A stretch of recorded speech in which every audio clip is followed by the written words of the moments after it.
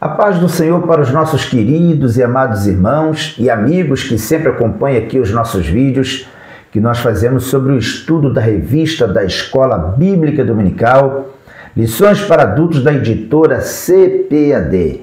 Estamos chegando aí ao final de mais um trimestre. Nós vamos estudar hoje a 12ª lição desse trimestre, portanto a penúltima lição, onde temos estudado aí uma série de lições baseadas no Evangelho de João e trazendo como assunto geral: e o Verbo se fez carne, Jesus, sob o olhar do apóstolo do amor, que é o apóstolo João.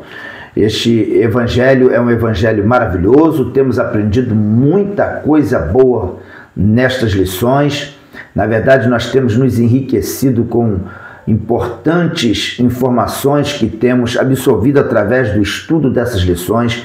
Tem sido uma bênção de grande proveito para as nossas vidas. Eu creio que nós estamos chegando ao final desse trimestre com uma bagagem de conhecimento muito grande, adquiridos graças a esse estudo que nós fizemos durante todo esse trimestre, com os comentários do nosso querido pastor Elianai Cabral. Estamos agora prontinhos aqui para estudar a 12ª lição, a lição de número 12, que por sua vez estará sendo estudada no dia 22 de junho de 2025 em nossas escolas bíblicas dominicais. Bom, é a penúltima lição e nós estamos fechando esta 12ª lição falando sobre um tema muito interessante. O título da lição é Do Julgamento à Ressurreição.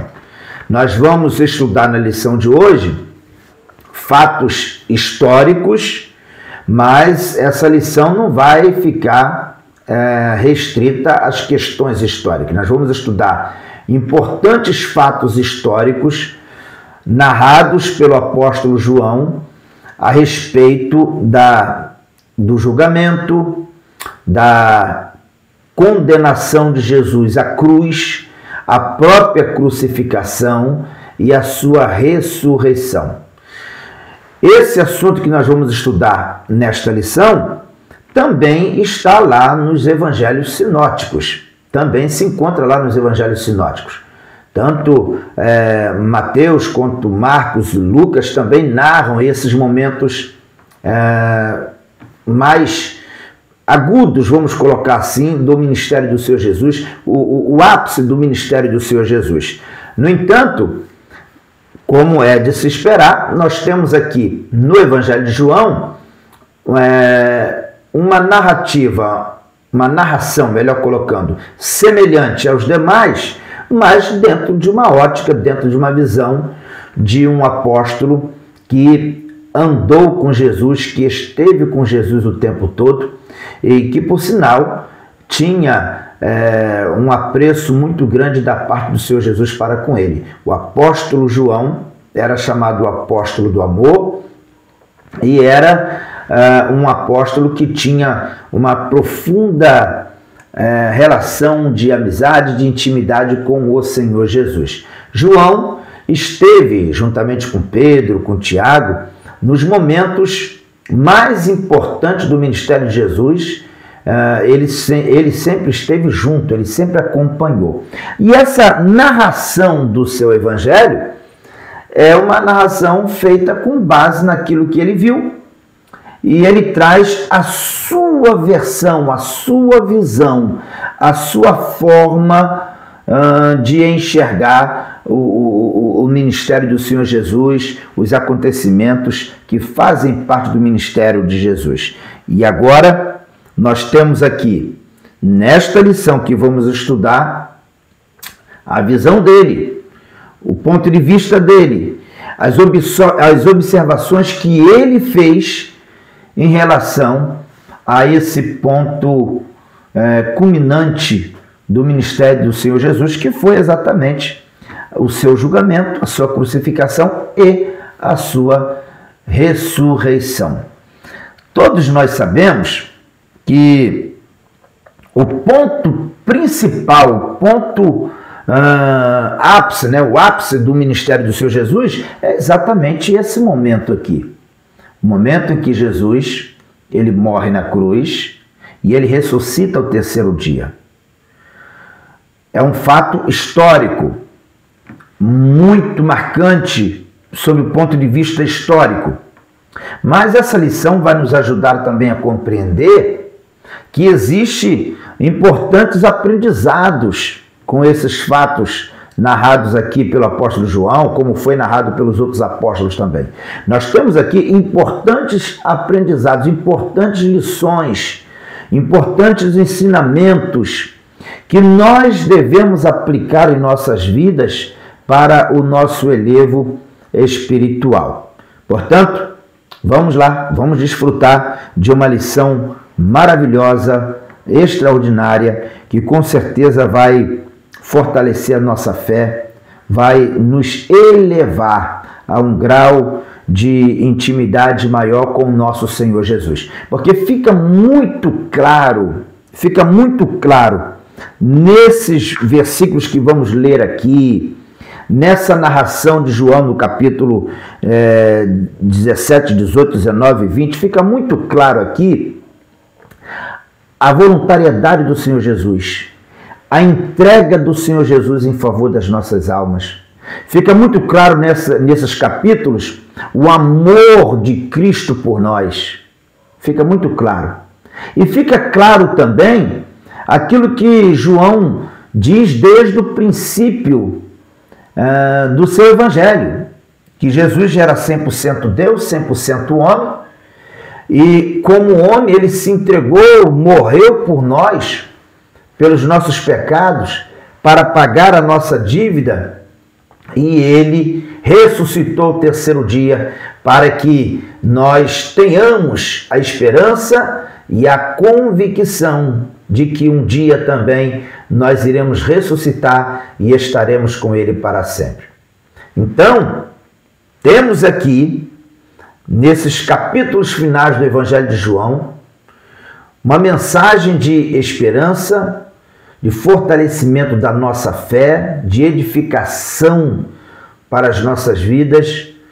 João, ele traz aqui para a igreja uma mensagem que nos faz compreender que a nossa salvação, ela está garantida porque Jesus, ele executou na cruz, ele executou o perdão dos nossos pecados e com a sua ressurreição ele traz para nós a esperança de que nós teremos a vida eterna. Jesus, ao ressuscitar, nos dá esta garantia. Bom, temos aqui o nosso texto áureo da lição, que diz o seguinte: e quando Jesus tomou o vinagre, disse, está consumado. Inclinando a cabeça, entregou o Espírito. João capítulo 19, versículo 30. Eu não vou me aprofundar no comentário agora nessa verdade prática, porque eu vou fazer isso na leitura bíblica em classe. A leitura bíblica em classe contém também este versículo. Mas é importante que nós observemos aqui nesta verdade prática, neste versículo que está aqui fazendo parte da verdade prática, dois pontos importantes. Primeiro, que Jesus, nesse versículo aqui, ele mesmo declarou a conclusão da sua missão. Jesus declarou aqui que ele cumpriu tudo que tinha que ser cumprido, que ele declarou aqui que a salvação ela foi resolvida, o plano da salvação foi resolvido e concluído por ele e mais ninguém. Ele concluiu esse projeto, o plano da salvação para nós. E fica claro também nesse versículo aqui, da verdade prática, que está aqui no texto áureo, fica claro também que tudo isso só foi possível acontecer porque Jesus, por livre e espontânea vontade, ele se entregou por nós. Jesus poderia ter evitado tudo isso.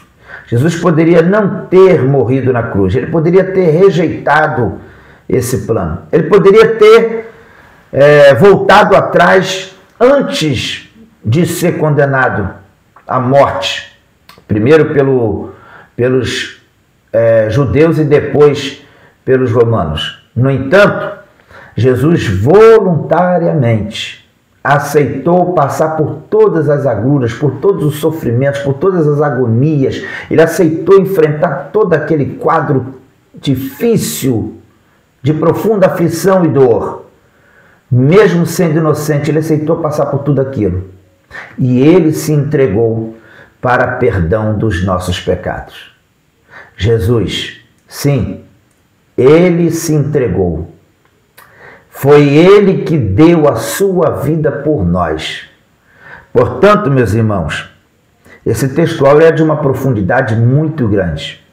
É de uma grandeza extraordinária, porque mostra a conclusão de um projeto que foi executado pelo Senhor Jesus por livre, espontânea vontade, ou seja, por puro amor, por compaixão das nossas almas. Eu e você que está assistindo esse vídeo, nós temos tudo para se sentir muito amados.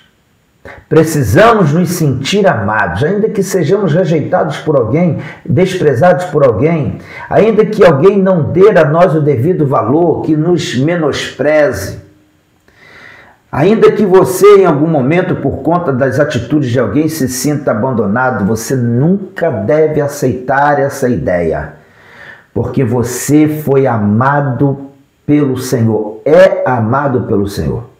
Você é amado de Deus.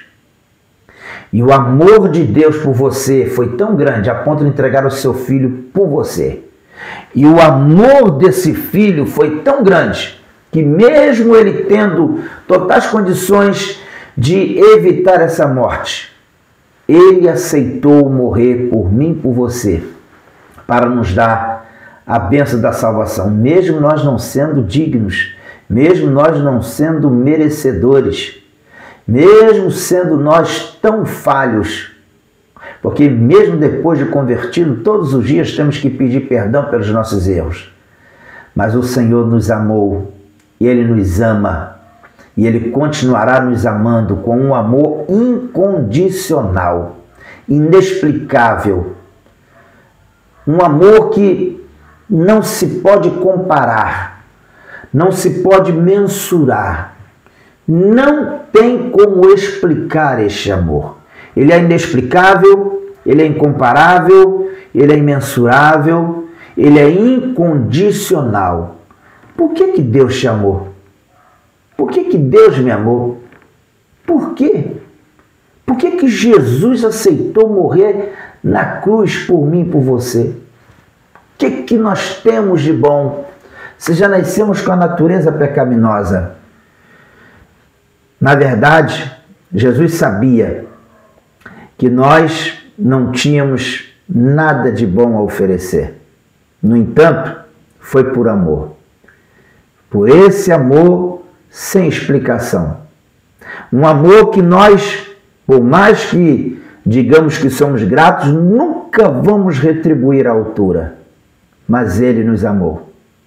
Ele nos amou a ponto de se entregar por livre, espontânea vontade em favor das nossas vidas para nos salvar. Pois é, chega a ser emocionante mesmo quando a gente para refletir no gesto que Jesus teve para conosco, entregando sua vida na cruz. Bom, a nossa verdade prática diz o seguinte: na cruz, Jesus triunfou sobre o pecado. Na ressurreição, conquistou a vitória sobre a morte. Temos aqui o comentarista, pastor Elianai Cabral, na verdade prática, ele destaca aqui 2 pontos culminantes no ministério do Senhor Jesus: a sua morte na cruz e a ressurreição. O que esses 2 momentos têm em comum? Porque a cruz foi um momento de dor, de profunda tristeza, dor, aflição.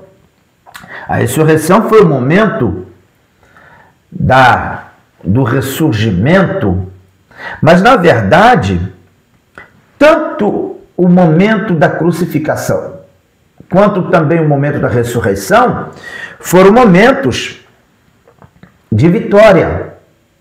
Foram momentos que representam a conquista, porque na cruz, em meio à dor, em meio aos gemidos e às lágrimas, em meio ao sangue que estava sendo derramado ali, Jesus triunfou sobre o pecado.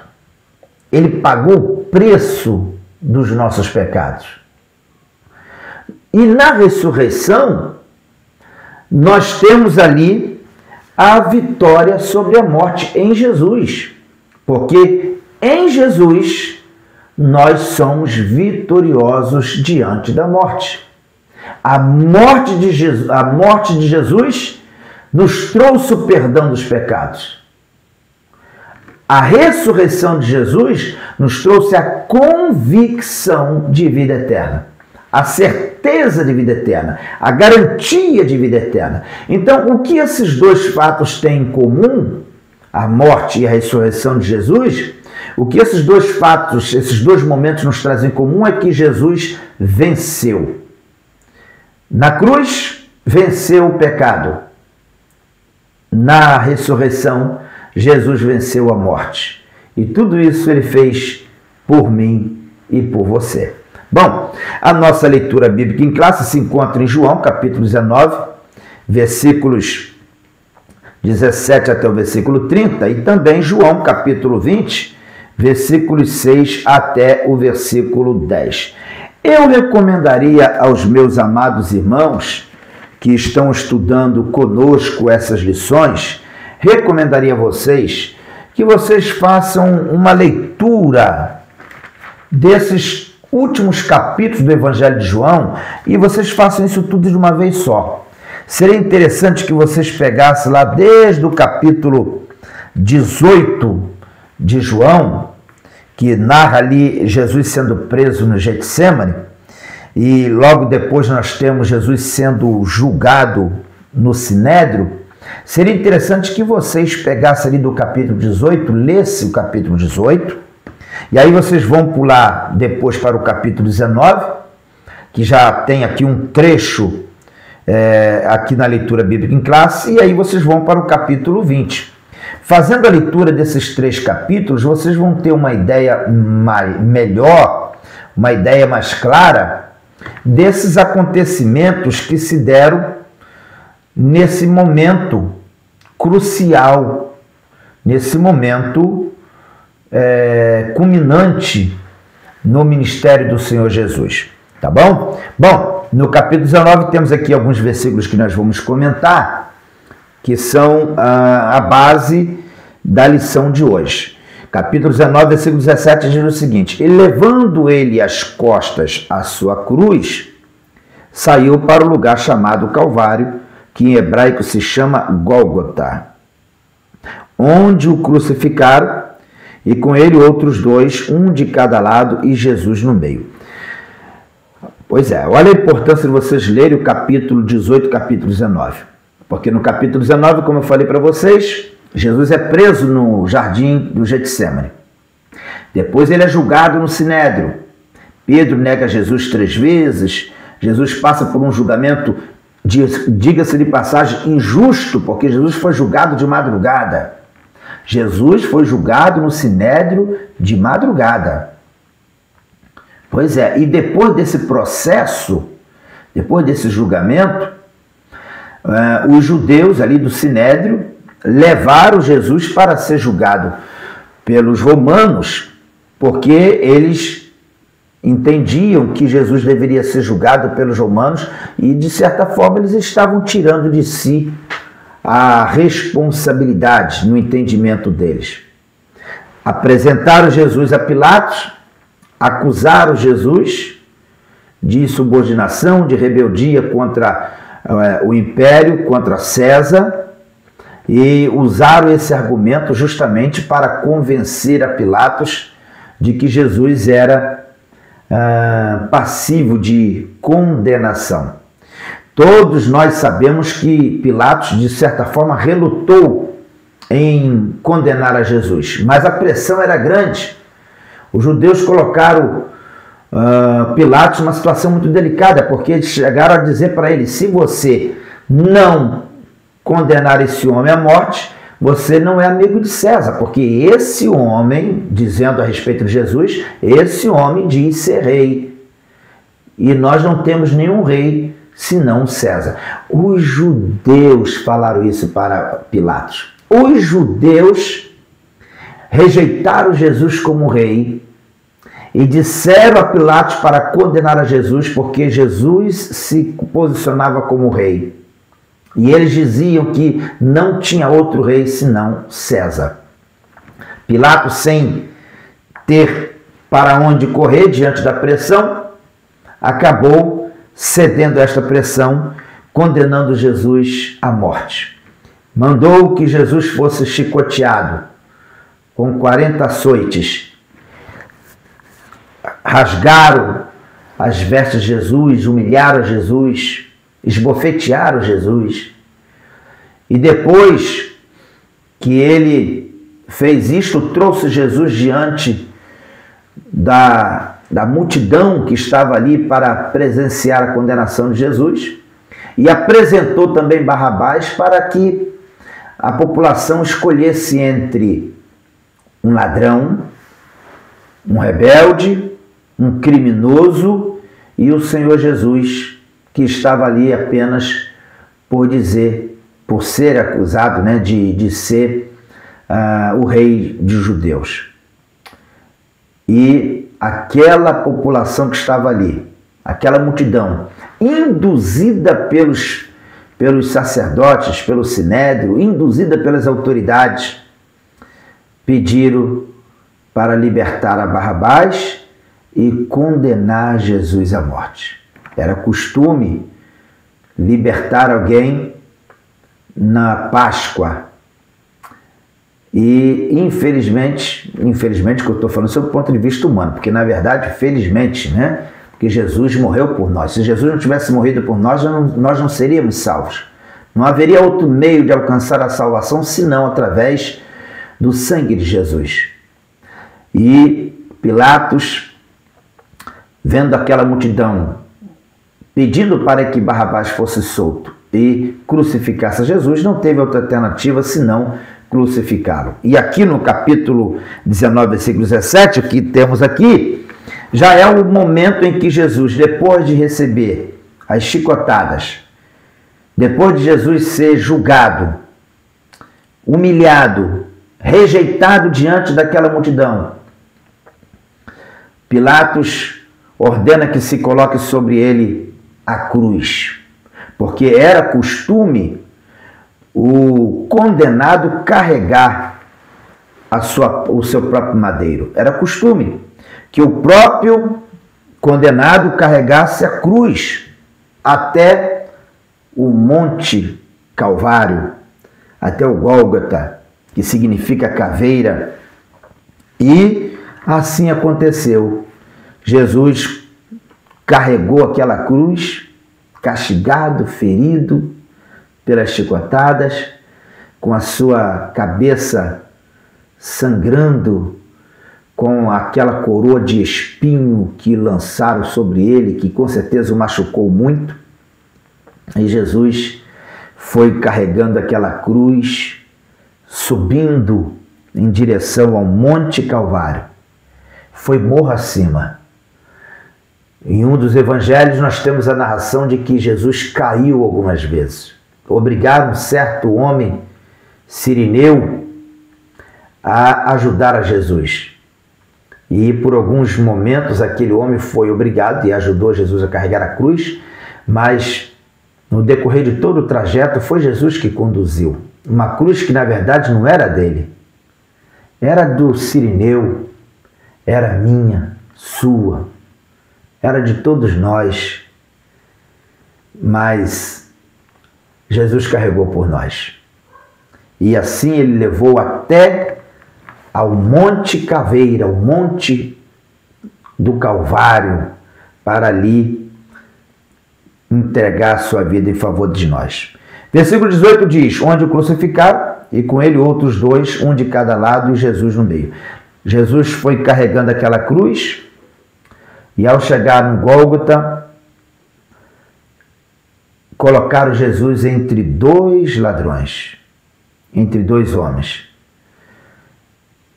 Pegaram pregos, cravaram nas mãos de Jesus. Algumas vezes, eles colocavam esse prego aqui, junto ao pulso. Em outros momentos, era um pouco fora da palma da mão. Nós não sabemos exatamente onde cravaram Jesus, mas cravaram. Com seus braços abertos, cravaram pregos em uma mão, sempre era na mão direita primeiro, como se fosse um ritual. Depois a mão esquerda, pegaram os pés de Jesus, atravessaram os pés de Jesus com outro prego e depois levantaram aquela cruz com o corpo de Jesus cravado na madeira. Talvez com o peso do corpo, Jesus tenha sido rasgado por causa do peso do corpo. Mas levantaram aquela haste com os braços de Jesus abertos. Eu imagino que Jesus, como homem que era, gemendo, muita dor, o sangue escorrendo da cabeça, das costas, da cabeça por causa da coroa de espinhos, das costas por causa das chibatadas, das chicotadas que ele tomou, das mãos por causa dos cravos, dos pés por causa dos cravos. E esse estado de castigo vivenciado por Jesus fazia com que Jesus certamente sentisse muitas dores e o sangue escorria sem cessar, sem parar, gota por gota, caía naquele chão, gota por gota batia naquela terra, e cada gota que caía representava a nossa libertação do pecado, a nossa salvação. O estado de dor, de aflição, o momento doloroso, e pensar que Jesus fez isso por mim e por você. Versículo 28 diz, depois, sabendo Jesus que já todas as coisas estavam terminadas, para que a Escritura se cumprisse, disse, tenho sede. Chegou um determinado momento que Jesus disse, tenho sede. E por que Jesus falou isso? Porque tudo que estava acontecendo na cruz era cumprimento da palavra. Todo aquele processo que estava acontecendo ali tinha como finalidade cumprir as Escrituras. E até mesmo esses detalhes daquilo que Jesus disse na cruz, as atitudes, reações do Senhor Jesus, tinha relação com profecias que apontava para tudo isso que o Messias iria enfrentar. Por exemplo, quando Jesus disse, tenho sede, se cumpriu Salmo 69, versículo 21, que está de uma forma profética relatada aqui. Diz assim, deram-me fel por mantimento, e na minha sede me deram a beber vinagre. Meu Deus, como que a palavra de Deus ela é perfeita. O salmista Davi escreveu essas palavras, acreditamos que foi Davi que escreveu essas palavras proféticas, cerca do ano 1000 antes de Cristo, 1000 antes do Senhor Jesus. E Davi profetizou aqui, porque isso aqui é uma mensagem profética, exatamente aquilo que iria acontecer com Jesus na cruz. Deram-me fel por mantimento, e na minha sede me deram a beber vinagre. Aí você vai para João, capítulo 19, versículo 28, nós encontramos o texto dizendo: depois, sabendo Jesus que já todas as coisas estavam terminadas, para que a Escritura se cumprisse, disse: tenho sede. E quando Jesus disse: tenho sede, o que acontece no versículo 29? Estava, pois, ali um vaso cheio de vinagre. Um vaso cheio de vinagre. E encheram de vinagre uma esponja, e pondo-a no ensopo, lhe achegaram a boca. Era costume dos romanos ter ali essa bebida que era chamada de posca, vinagre com um pouco de água e também algumas ervas. Era uma substância, um líquido azedo. Era azedo. E era a única coisa que era dada para alguém crucificado, justamente porque a finalidade de dar o vinagre era prolongar a vida do condenado. A finalidade era aliviar um pouco a sua dor para que ele vivesse um pouquinho mais, sofresse o castigo um pouco mais. Pegaram esse líquido, essa substância, esse vinagre, e ensoparam e colocaram para que Jesus tomasse esse vinagre, para que ele fosse anestesiado da sua dor e assim prolongasse o seu sofrimento. Bom, na sequência do texto, versículo 30 diz: e quando Jesus tomou o vinagre, disse: está consumado. Inclinando a cabeça, entregou o Espírito. Voltando aqui ao versículo 30, temos dois momentos importantes. Jesus disse: está consumado. E o que significa isso? Está pago. Está concluído. Não há mais necessidade de fazer nada. O homem não precisa pagar a salvação. Não se paga com dinheiro. Não se paga com terras, com bens. Não se paga com penitências. O homem não precisa fazer nada para ser salvo se não crer, aceitar que Jesus morreu por ele. Somente isso. Portanto, todo tipo de ensinamento que surgir hoje, dizendo que para você ser salvo, além de crer em Jesus, você tem que fazer isso, tem que fazer aquilo, você tem que fazer tal coisa, tudo isso não passa de um desvio doutrinário. Porque o sacrifício de Cristo é suficiente para perdão dos nossos pecados. Nós não precisamos fazer mais nada para ser salvo, a não ser apenas aceitar o sacrifício de Jesus como sendo suficiente para nos perdoar. Mas então, pastor, por que a gente obedece? Por que a igreja tem tantas regras? Por que a igreja tem tantas normas? Por que a igreja fala tanto sobre a moralidade, a conduta que a gente precisa ter? Nós obedecemos não para ser salvo. Obedecemos por ser salvo. Obedecemos por ter certeza da nossa salvação. Obedecemos porque cremos que Jesus morreu por nós. E a partir do momento que Jesus morreu por nós e nos dar uma nova vida, temos o prazer e a alegria de obedecer a Jesus. Não para ser, mas por ser salvo. Porque a nossa salvação, ela não está baseada em nossas obras. Ela não está baseada em nossos atos, em nossos gestos. A nossa salvação está baseada tão somente na graça e na fé. Pela graça, Ou seja, Jesus fez o favor a nós, um favor que nós não merecíamos. Ele fez o favor de morrer por nós.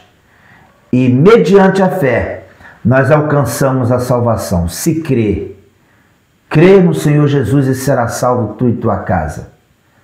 Se com tua boca confessares e no teu coração creres que Jesus ressuscitou dos mortos, serás salvo. Nós só precisamos crer. O ato de crer já é suficiente para que nós alcancemos a salvação. Claro que a fé sem obras é morta. Uma vez que você vive pela fé, você vai viver uma vida de acordo com a palavra de Deus, porque a fé, essa fé viva, poderosa, te capacita a viver uma nova vida para a glória do Senhor. Mas é importante que a gente entenda que quando Jesus disse está consumado, significa que está pago. Está pago. Você não tem que pagar mais nada. Você não tem que pagar com obras, com penitência. Está pago. Jesus pagou o preço por você. E quando Jesus diz aqui está consumado, ele está afirmando que ele cumpriu a missão. Alguns pregadores, na sua ignorância, muitas vezes diz que o diabo fez de tudo para matar Jesus na cruz. Alguns chegam até a dizer que quando Jesus morreu houve uma festa no inferno. Quanta ignorância, quanto engano. Tudo que o diabo tentou fazer foi evitar que Jesus morresse na cruz. O diabo fez de tudo para impedir que Jesus morresse na cruz. Mas Jesus sabia que a sua missão passava pelo Calvário. Jesus sabia que o ponto culminante da sua missão era o Calvário.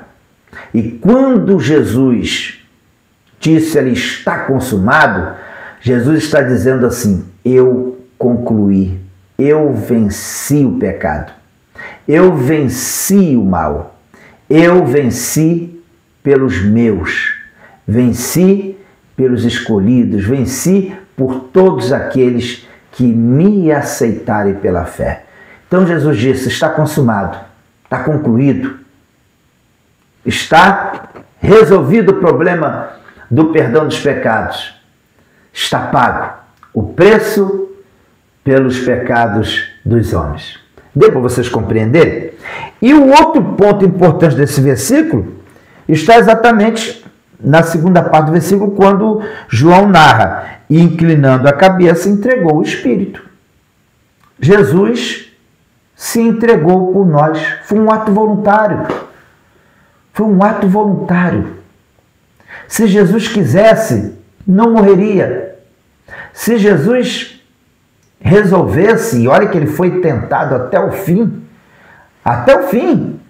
lá na cruz, teve um que estava ao lado de Jesus que disse, lembra-te de mim quando entrares no teu reino.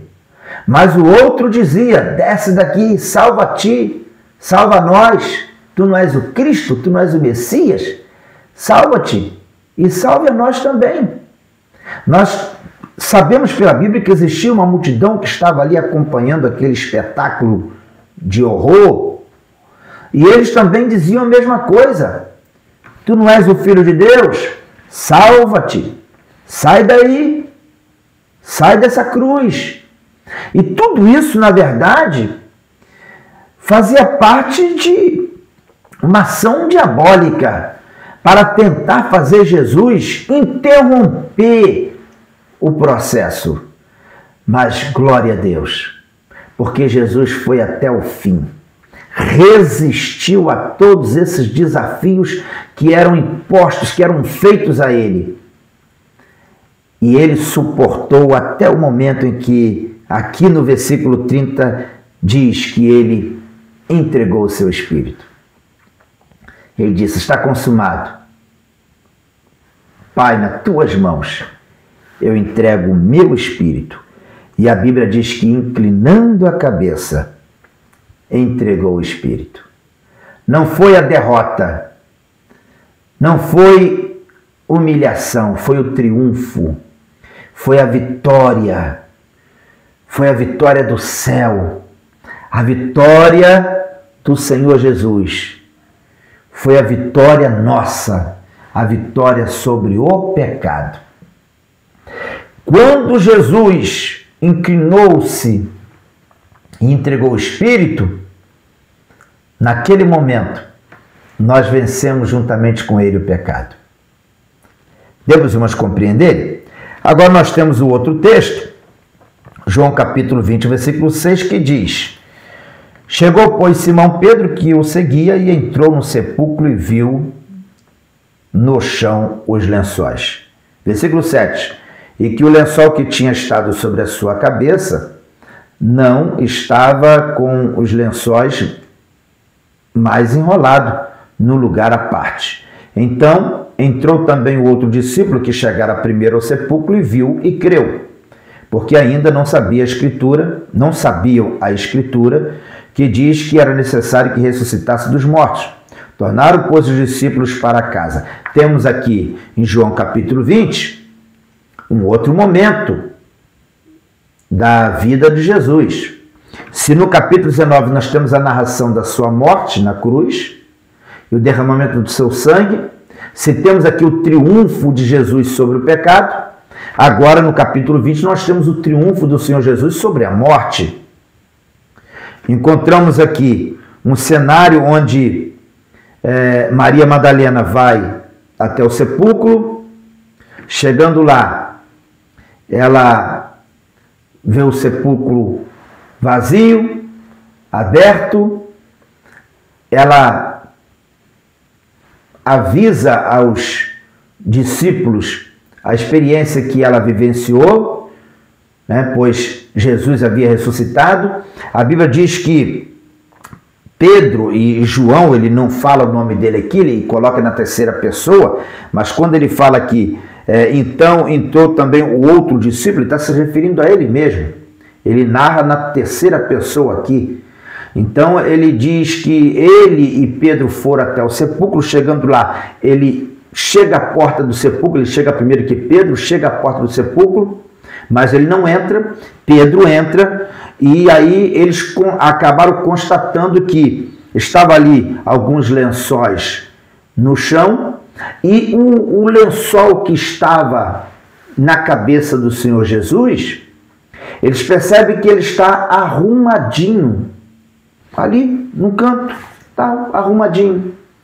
E por que é importante frisar isso? Por que João destaca esses lençóis, o lençol que estava sobre a cabeça de Jesus?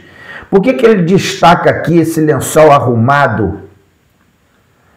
Isso significa que o corpo de Jesus não foi furtado.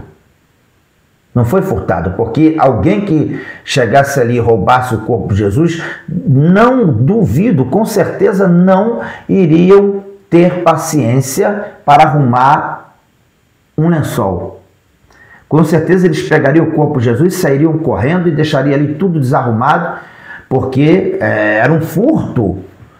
Então eles não poderiam, de forma alguma, gastar tempo ali, perder tempo por ali. Então o fato da Bíblia dizer, de João narrar, que o lençol que estava sobre a cabeça de Jesus estava devidamente dobradinho, arrumadinho, indica que foi o próprio Jesus, sem pressa, com absoluta calma, porque o nosso Jesus é organizado, ele gosta de tudo bem arrumado. Ele mesmo dobrou o lençol, ele mesmo deixou ali devidamente arrumado, mostrando que o que aconteceu ali não foi furto, ninguém roubou o corpo, ninguém furtou o corpo de Jesus. Foi o próprio Jesus que ressuscitou para cumprir as profecias e assim produzir em nós essa esperança, essa convicção de vida eterna. Então o que nós temos aqui no capítulo 20 é a narração do nosso triunfo sobre a morte, a vitória do crente sobre a morte, através do nosso Senhor e Salvador Jesus Cristo. É sempre bom a gente lembrar O apóstolo Paulo mesmo fala lá na primeira carta aos Coríntios, capítulo 14, no versículo 12, ele fala capítulo 15, né? Capítulo 15 de 1 Coríntios, versículos 12 em diante, Paulo diz o seguinte: ora, se prega que Cristo ressuscitou dos mortos, como diz alguns entre vós que não há ressurreição dos mortos. E se não há ressurreição de mortos, também Cristo não ressuscitou. E se Cristo não ressuscitou, logo é vã a nossa pregação, e também é vã a vossa fé. Então Paulo está dizendo aqui, no capítulo 15 de 1 Coríntios, a partir do versículo 12 até o versículo 15, ele está dizendo aqui o quanto que a ressurreição de Jesus é importante para nós. A ressurreição de Jesus, ela é a base da nossa fé. Porque o próprio Paulo diz aqui que se Cristo não ressuscitou, então nossa fé é inútil, é vã. A nossa fé não tem valor nenhum. E a nossa pregação também não tem valor. Mas Cristo ressuscitou. E a ressurreição de Jesus é a base, é um fundamento da nossa fé e da nossa convicção de vida eterna. Então, a ressurreição de Jesus é muito mais do que um fato histórico. É um fato que edifica, que eleva a nossa fé e faz brotar em nós a esperança da ressurreição. Bom, nós temos aqui a nossa lição com a divisão de 3 partes, né? No primeiro tópico nós temos aqui a prisão e a condenação de Jesus. O comentarista escreve o seguinte na introdução: antes de narrar aqui, de ler os subtópicos do primeiro tópico, na introdução ele escreve o seguinte: nesta lição iremos abordar a prisão, a condenação, a crucificação, a morte, o sepultamento e a ressurreição de Jesus. Então, esses são os fatos que nós temos narrados na lição de hoje. Aí, voltando aqui ao primeiro tópico da lição, nós temos a prisão e a condenação de Jesus. Primeiro subtópico, capítulo 17 e 18, fala sobre a prisão de Jesus. No segundo subtópico, nós temos o interrogatório, que nós já falamos aqui para vocês que aconteceu de madrugada, ou seja, um julgamento injusto foi o que aconteceu com Jesus. Mas Jesus foi julgado de madrugada, na casa do sumo sacerdote, Caifás. Temos aqui o terceiro subtópico, que é a condenação. Pilatos mandou que Jesus fosse açoitado e, posteriormente, os soldados romanos, para humilhá-lo ainda mais, colocaram sobre a sua cabeça uma coroa de espinhos afiados, provocando-lhe ferimentos e fazendo o sangue escorrer pelo seu rosto. Essa era uma maneira de escarnecer da sua suposta realeza. O instrumento utilizado para os castigos era um chicote com tiras de couro afiadas que tinham pedaços de ossos ou pedras cortantes na ponta. Ou seja, cada chicotada na carne de Jesus, aquilo rasgava, dilacerava as costas do nosso Senhor Jesus. No segundo tópico, nós temos aqui a crucificação, morte e sepultamento de Jesus. Primeiro subtópico, o caminho do Calvário. Nós já falamos um pouquinho, né? O caminho foi um caminho doloroso, é chamado de via dolorosa. Segundo subtópico, nós temos a missão foi encerrada. Foi encerrada quando Jesus disse: está consumado. E assim ele entregou o seu espírito. E no terceiro subtópico nós temos o sepultamento. Jesus foi sepultado na sepultura de José de Arimateia, que era um crente secreto, mas que, por conta da morte de Jesus, ele teve coragem de pedir a Pilatos o corpo de Jesus e sepultou o corpo de Jesus na sua sepultura que ele havia preparado. Terceiro tópico, nós temos a ressurreição de Jesus. Primeiro subtópico, o túmulo vazio. Jesus, ao terceiro dia, ressuscitou. No segundo subtópico, nós temos a ressurreição como base da fé cristã, que nós já falamos aqui. E no terceiro subtópico, nós temos o Cristo ressurreto, quebra a incredulidade. E na conclusão da lição temos o seguinte comentário: a ressurreição do Senhor Jesus é o evento mais significativo do Novo Testamento. Este acontecimento concretiza a nossa esperança na ressurreição do corpo, tal como está expresso no Credo Apostólico, um importante documento da tradição cristã. Creio na ressurreição da carne, assim, à luz deste fato, somos encorajados a manter a nossa fé, pois depositamos a nossa esperança naquele que triunfou sobre a morte de forma definitiva. Tá aí uma importante lição, uma lição que eu não sei vocês, mas eu estudo com comoção, porque é uma lição que trata de todo um processo de dor, de sofrimento vivenciado por Jesus, por amor a nós. Mas uma lição também que nos comove pelo triunfo. O triunfo que o Senhor Jesus alcançou sobre o pecado e sobre a morte. Que maravilha! Aconteça o que acontecer, nós temos a garantia da vida eterna. Não importa quantos anos você vai viver neste mundo, mas o que importa é que nós temos a vida eterna. Jesus garantiu isso por mim e por você. Deus abençoe vocês. Que vocês tenham aí uma aula abençoada nesse próximo domingo, dia 22 de junho de 2025. Compartilhe o nosso vídeo, comente aí, faça seu comentário, é muito importante o seu comentário aí, e compartilhe o nosso link também, convide pessoas a se inscrever no nosso canal e participar aqui também para fortalecer aqui o nosso trabalho. Deus abençoe a todos, fiquem todos na paz do Senhor Jesus.